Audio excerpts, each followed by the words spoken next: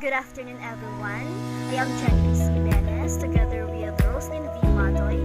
Today, we're going to discuss about models of communication.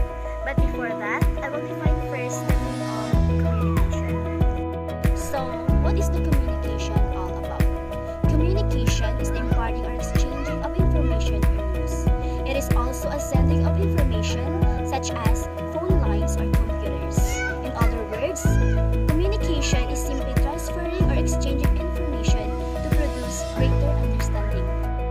In order to explain the social process of communication, there are three well-known models of communication, which includes linear, transactional, and interactional models. First, linear of communication are K-future. One way of communication used for mass communication. Senders send message and receivers only receive.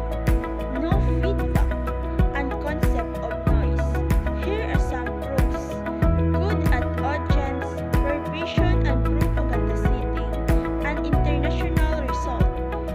These are cons. Communication is not continuous and no concept of feedback and no way to know if communication was effective. Four types of linear model: Laswell model, Aristotle's model, Shannon-Weaver model, and Berlow's SMRC model. This picture represents Laswell model.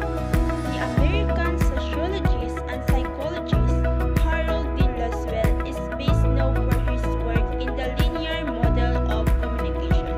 In this model, the important concepts which need to be taken into account are: who is saying something, what type of channel are used to convey the message, who the message I'm at, and which channel has to be made as of to convey the message.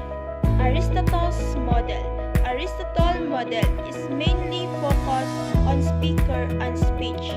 It can be broadly divided into 5 primary elements: speaker, speech, occasion, audience,